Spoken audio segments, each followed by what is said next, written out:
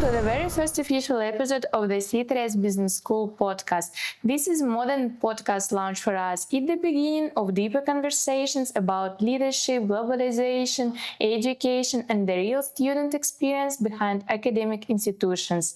In a world where business is changing faster than ever, where AI, sustainability challenges, and globalizations are reshaping industries, education cannot remain static. So in this series, we're going to explore what responsible, forward-thinking business education really looks like. And for our first episode, I'm truly honored to welcome someone who represents that vision. She holds a PhD and specializes in international higher education, marketing strategy, business development, and institutional improvement.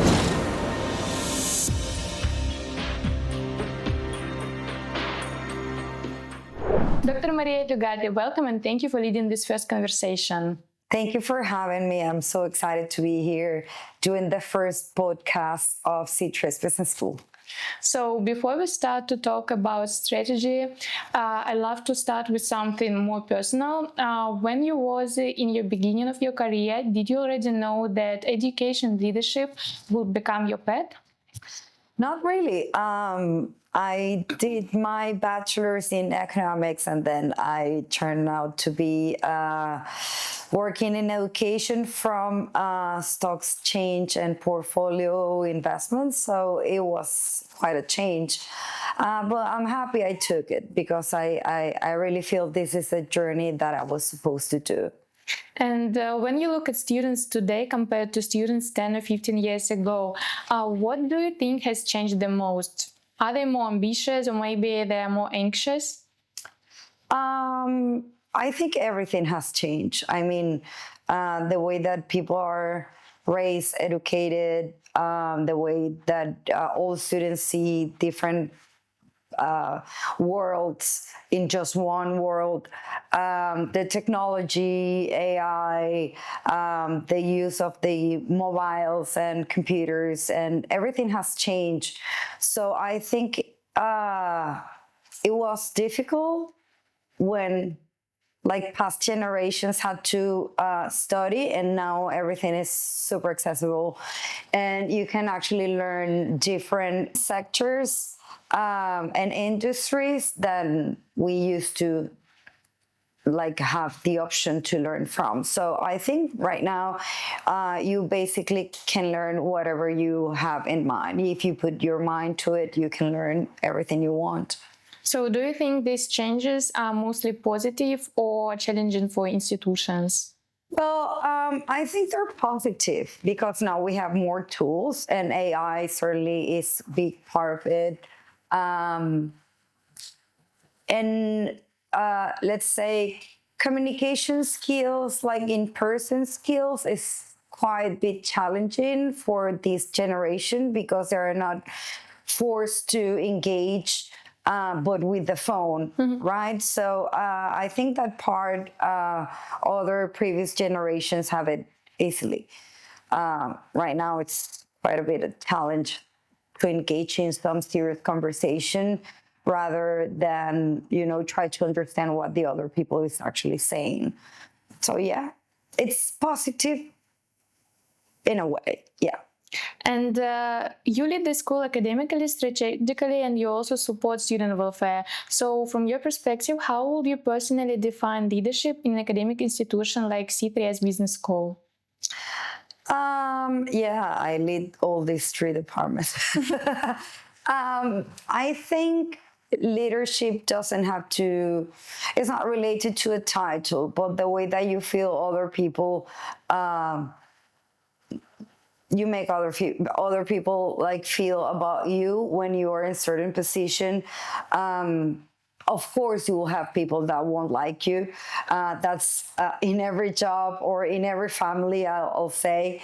But leadership is more about understanding other people's needs and try to help them to the best of your abilities. So I take it very seriously. For me, the most important are the students above everything. We have students coming from different parts of the the world, different continents, maybe like underage, not many, but like there are still kids trying to fit in a new community, new city, new environment, new culture. And I'm really, really, really mama bear about that. And let's talk now about C3S Business School. There are many different business schools across Europe. So if a student asks you, why should I study at C3S Business School, what will you say? Well, we do have tailor-made academic structure, meaning that all the classes are not super big sizes, and that allow us to keep all the students attended. The interaction we have with the students, the support that we give them, we listen to their complaints and suggestions, and we take that very seriously. And I think we are in Barcelona. We offer education from the United Kingdom, and that's a differential with other business schools in Barcelona. We are not doing Spanish way, despite the fact that we are recognized and approved by the Ministry of Education and Ministry of Universities, and all the partnerships that we have with other universities, like here in Spain or and the UK. But I think it's like the sense of community for the students that we create here, and the possibility to have a UK degree being here in Spain. It's something that we are very proud of. And Barcelona itself must play a huge role in the student experience, because then when students think about studying abroad, they don't think about only classrooms. They also think about whole lifestyle in the city. And Barcelona feels like a very good city for international students. So from your perspective, how does being in Barcelona influence the vision and direction of the institution? Well, certainly Barcelona has like a lot to offer in terms of food. The food is really good. The weather is really nice. When it's hot, it's hot. But in winter, it's not that cold. Like other international cities. You have the mountains, you have the beach, you have like a big international community for students. I will say half of the population of the Barcelona city itself are international people, like among students, entrepreneurs, fintech, businessmen, or like young people trying to do something from an entrepreneurship perspective. So when choosing this city, yeah, of course, the nightlife and the summer beach vibes, it's one of the top reasons why they come here. And the food as well is delicious. So I'll say, it plays a very important part of the location of the school. But then we will be having the school expanded to other countries as well, where maybe they're not that sunny, but they have different attractions and different key points that the students might be interested in when doing transfers. And how do students from C3S Business School actually experience Barcelona beyond academics? Yeah, well, certainly we try to offer the majority of the extra curricular activities to our students. We have a football team, a basketball team, a volleyball beach team, a running club. We have like different activities going during the full academic calendar, like doing visits to companies and in-field visits, so they can have like a little bit of like another perspective from the city, from like business point of view. We do often seminars, workshops, we invite people. And then we do have some activities that are not related to sports or academically, that it's like, cultural tours around the city. We live in a time where technology is evolving extremely quickly and industries are changing almost every year. So how does C3S Business School ensure that its programs stay relevant and don't become outdated? Well, first off, because it's a requirement from all the accreditations that we have to be up to date with, like, technology wise and how we deliver education to our students. And then we do have a program in IT, so we are not. There's no reason why we have to be like behind technology. I think technology complements every business, and we have to make sure that we are on our best game. And how often do you review update programs? We do review all the programs yearly with the Quality Assurance Committee that I'm the chair of.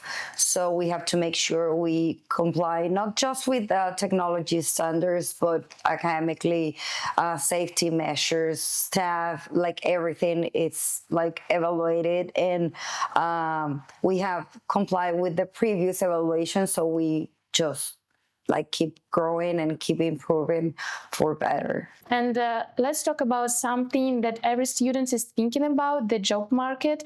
Many students worry about one thing: will my degree actually help me build a career? So from your perspective, how does C3S Business School ensure that students graduate with skills that are actually relevant for today's job market? Well, our faculty members work in the field that they're teaching here at school, so that's a big plus, because if you are really good or pay attention or are very interactive during the classes, maybe the professors can pick you for an internship or a potential job in the future. And also we have a long list of partnerships with companies that actually help students to find an internship here in Europe.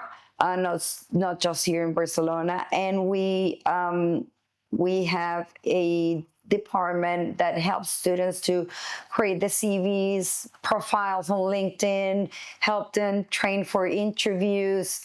So yeah, we try to do our best in that regard. At the end is the performance of the student during the interview that's going to be determining the outcome of the interview, but we try to make sure that we give them all our tools to make that. And students can make the internship from the first year in the school, right? Actually, here in Spain, the students with the student visa can work up to 30 hours per week from the first semester. However, I do not recommend that, because the first semester is for you to get involved with the students, the community, to find your apartment, to try to make some friends. The main reason why you come to study is because you come to study, not to work right away. However, can be different for different people, but it is possible. But I suggest you like try to find an internship after your first semester, if that makes sense. Otherwise, yeah, but I mean, it's legal and you can actually do it, and we provide the list of the companies that can help them with the internship. And in your opinion, what do employers value most in your graduates? Well, in my professional opinion, I think the fact that we help them with the soft skills. We actually do not have written exams, only for the Spanish classes, which are for free for all the students to get along and to get involved more in the community. But like the way that you have to work with your classmates on project-based requirements and tasks, help them to actually understand not just how business work, but like to understand other cultures. Then you realize that like someone from Latin America doesn't do business the same way as Asians. So you learn from that. You try to approach people different ways. You try to respect opinions. And I will say, yes, soft skills and more human core values. Mm-hmm. And Many students today appreciate flexibility in learning, online courses, new teaching formats, but at the same time, academic institutions must maintain strong standards. So, how do you balance flexibility with academic rigor? Well, flexibility has nothing to do with the standards. I think the standards and the flexibility should go along. And that's something that we implement here daily. Forcing someone to do something, it's not like it's not going to comply with the standards. I mean, we try to play with that. It's a difficult explanation for someone who has a rigid mind. We do not have a rigid mind. We have staff over 25 nationalities, so we do understand and appreciate flexibility as well as the students. They are not the students from 40 years ago. So yeah, everything is digitized and digital nowadays. So you have to be flexible in terms of working, studying, or performing. So yeah, I don't think the flexibility will be compromising the standards of the school by any means. Also lead the student welfare department, and I think many people can underestimate how challenging studying abroad can be because they move to another country, it's new language, new people. So from your perspective, what are some of the biggest challenges international students can face today? Well, I take this very personal because I do care about other people coming here and not feeling, welcome or attended. The majority of the students, they are from 18 to 25 years old. Moving across the continent or the country or whatever, coming from another culture, another race, religion, it's a challenge, but it's a beautiful challenge once you understand there are good people around the world. And here we have different guidelines for how to interact with all the students and how to respect and not judge other people. And also we try them to make friends within the first semester so they don't feel alone because they're traveling from far away or nearby, but they still don't have friends. It's a new culture, new food, new everything. So it's a beautiful challenge that I encourage everyone to do it, at least for a while. And what will you say to students who feel nervous about moving abroad or studying abroad? The nerves won't pass until you arrive. And I will say after 2 months that you're here. But it's good nerves. It's like if you go skiing or you do parasailing or like a roller coaster, it's the same feeling and it will pass. But yeah, just do it. Just... And what the biggest personal growth a student can have studying abroad? Oh, living by themselves, doing laundry, cooking, paying bills. That makes you an adult when you embark this new journey. Mm-hmm. So, and also you learn kindness.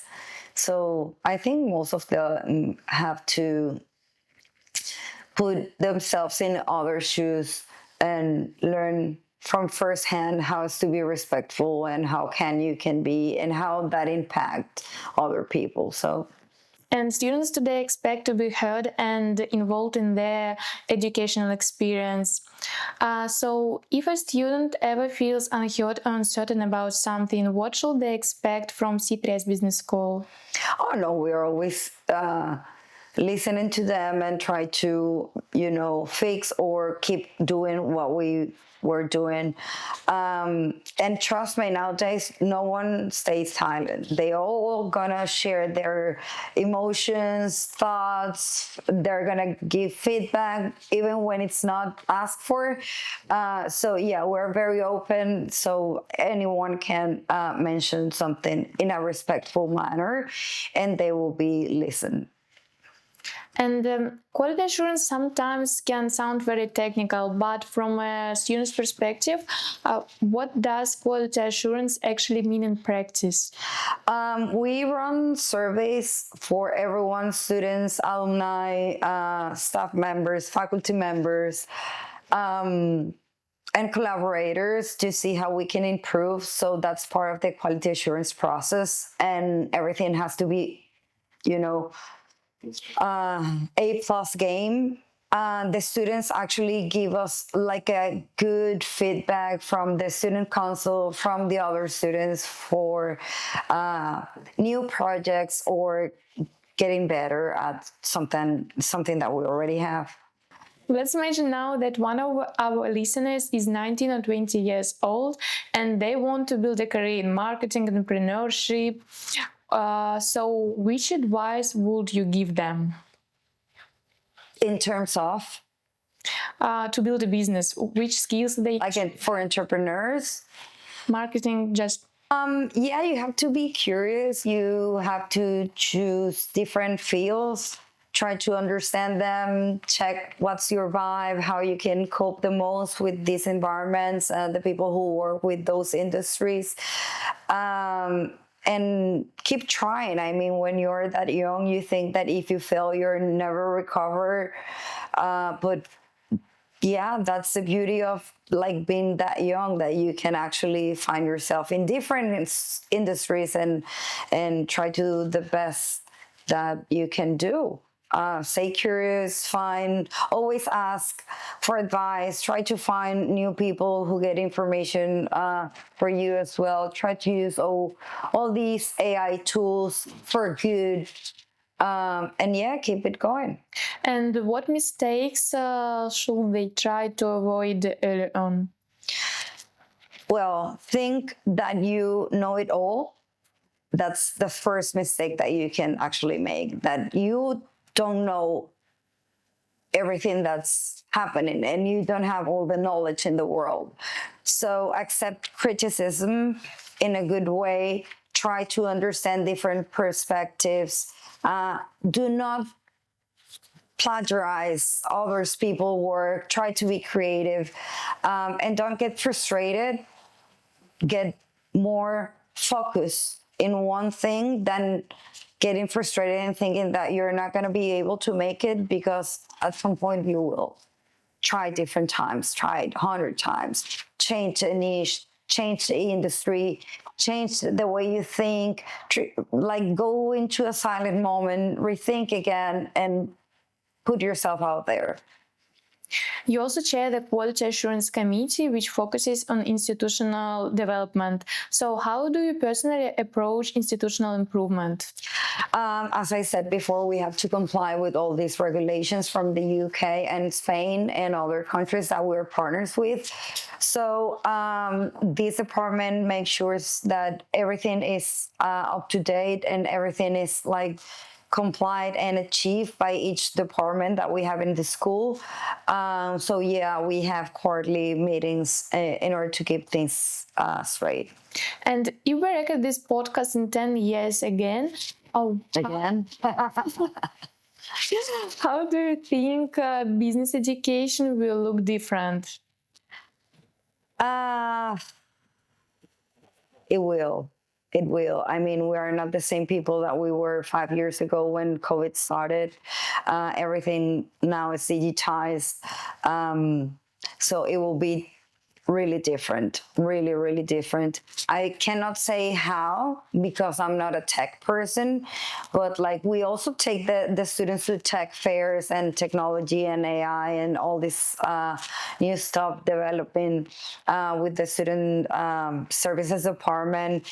So the students that we have here that went to the fair not long ago, they could see with their own eyes everything that's going to be changing now. You can create maps, you can build like tiny devices that can generate a lot of power, a lot of movement sensors, the way that you communicate with people, the language you use, different generations, the devices that you put in the ear to translate different languages in like simultaneously just by the beeping of the sound of your voice.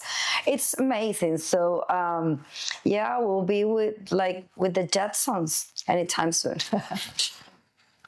And our last question, what is your long-term vision for C3S Business School? Expansion, development, and just being merged with a different bunch of companies to have programs developed specific for different fields and many other locations, like in different continents as well. Yeah. Dr. Maria Dugarte, thank you so much for this conversation and for sharing your perspective with us today. Of course, thank you for having me and giving me the chance to explain a little bit more of what we do here at C3S Business School in Barcelona campus. And I hope to see you all soon. Bye-bye. Bye-bye. And to everyone watching, whether you are already a student or thinking about studying in Barcelona, we hope that this discussion gave you insight into what modern business education can really look like. This is just the beginning of the C3S Business School podcast. Stay with us for future conversations about leadership, entrepreneurship, education, and student life. See you in the next episode.